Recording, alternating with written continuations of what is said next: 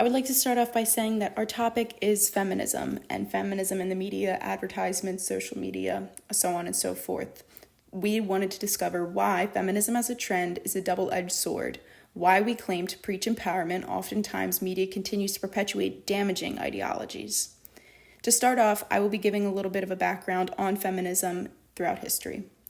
The history of feminism in advertisements has been a great deal in how we got to where we are today. What is feminism by definition, you might ask? Through different time periods, we see different meanings of fighting for women's rights and women coming first, and this idea of feminism. It's definitely changed. And throughout different waves of feminism, that term, feminism, becomes much more fluid. The waves of feminism from the beginning. We have the 1950s. This decade kind of kicks it off with the women's rights to vote. Media that was involved in this wave of feminism was books, newspaper, it was displayed at public conventions, and before that, we have the publication of the Women's Journal, which was a huge groundbreaking milestone for women. It was a literature that was being published to talk about women, for women. And then we move on to the 1960s, 1970s, which were decades that harnessed the wave of feminism that was the idea of women's appearances being more important than their jobs and life accomplishments. Media involved in this wave of feminism was most definitely advertisements were being pushed heavier than ever, and magazines such as the Cosmopolitan magazine was combating these gender norms. And that's kind of where gender norms, came to be. People didn't want to see women in the workforce, but women were ready to break out of that gender norm. Now we have modern day feminism, and this is kind of where I will leave off and the girls will pick up with a great explanation on media and how it intertwines with feminism. But most definitely, the wave of feminism that we see today is one of intersectionality. Feminism today is about all women of all colors, of all ethnicities, and all backgrounds. It is about equality, not just for white women, but equality for all women. Media has been a huge boon to the evolution of feminism. As a young girl with almost no knowledge or access to feminist ideas, scrolling through Tumblr was the first time I was introduced to the idea of feminism. From thinking that feminism was about equal rights and being treated the same as men, my vocabulary now expanded to words like patriarchy, misogyny, and internalized misogyny. I'm sure a lot of young girls like me were also influenced by what I would call Tumblr activism. With such casual language and jokes, a 13-year-old me was able to understand the meaning of complex concepts such as intersectional feminism, something people still struggle to understand. So while the media has helped feminism reach millions and expose young girls to the concept outside of just gender equality, it has arguably done more harm than good. As Jean Kilbourne said, advertising has been promoting a singular notion of beauty in a world full of different shapes and sizes. Women in the media aren't allowed to age, and if they do, they're discarded and replaced with a younger, hotter version of the same type. But from my perspective of over 40 years, the image of women in advertising is worse than ever. The pressure on women to be young, thin, beautiful is more intense than ever before. It's always been impossible. Years ago, the supermodel Cindy Crawford said, "I wish I looked like Cindy Crawford."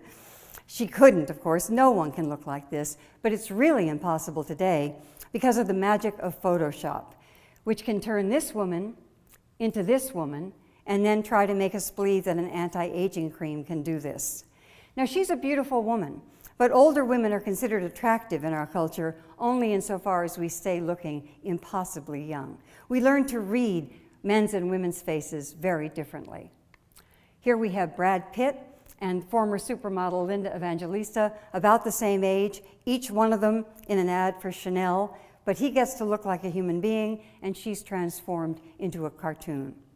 At the same time, while men also have to deal with unrealistic body standards and sexualization from a young age, it's a completely different thing. They're empowered through those body standards while women are put down. Neither are good. Later in the talk, she mentions how women of color also have to deal with this, as the only ones that are shown on screen are the ones who adhere to Eurocentric beauty standards: light skin, straight hair, round eyes.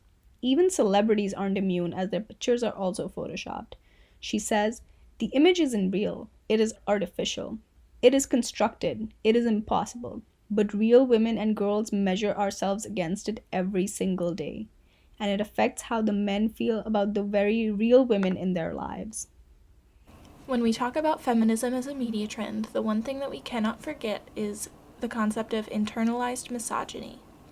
Now, what exactly is internalized misogyny? It's when a woman projects subtle sexist ideas onto both themselves and other women. This can come in the form of body shaming, slut shaming, or even as simple as judging other women for life choices that they've made. What role does the media play in promoting internalized misogyny to the masses? The media is constantly pitting women against each other. After every award show, there's a best dressed and a worst dressed list. Gossip magazines are posting photos of female celebrities on the beach and pointing out their flaws. Instagram models are promoting detox teas to give you the perfect body. These subtle projections that the media is perpetuating affect the way that women see other women and creating a large cycle of internalized misogyny. Taylor Swift is a great example of that. For years, Taylor Swift was constantly hated on by the media, called a slut, and had her talent often overlooked.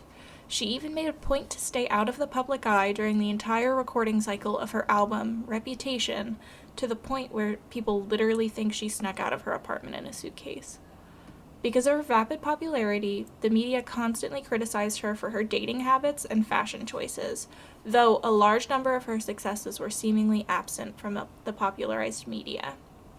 The hate that Taylor Swift constantly received was just a large veil for the internalized misogyny present in the media. People didn't actually hate Taylor Swift, they hated how successful she was. Social media has always been one of the biggest perpetrators of internalized misogyny.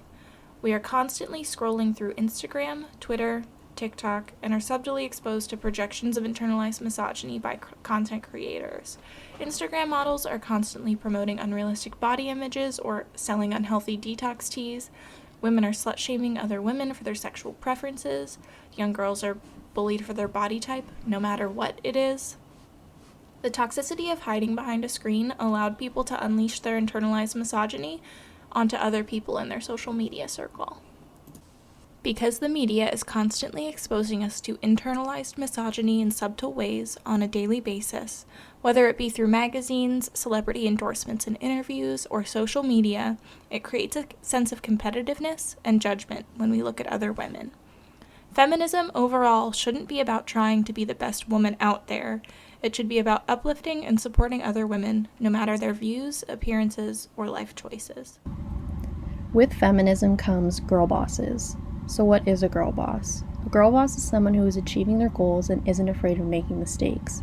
There are many different types of girl bosses. A girl boss isn't just someone who works a 9 to 5 in her office job. A girl boss is someone who is setting her mind to something and doing it. Society often has this idea that to be a powerful woman, you need to be hustling in the traditional way, but everyone's hustle looks a little different. Some women want to stay at home with their kids, and that in itself is a full-time job. Other women want to go out and work a typical job. Neither one of these should be shamed for being better than the other. Many TV shows often portray the typical stay-at-home mom as lazy and submissive. This is where people get it twisted. Feminism is supposed to be about bringing up women, not knocking them down.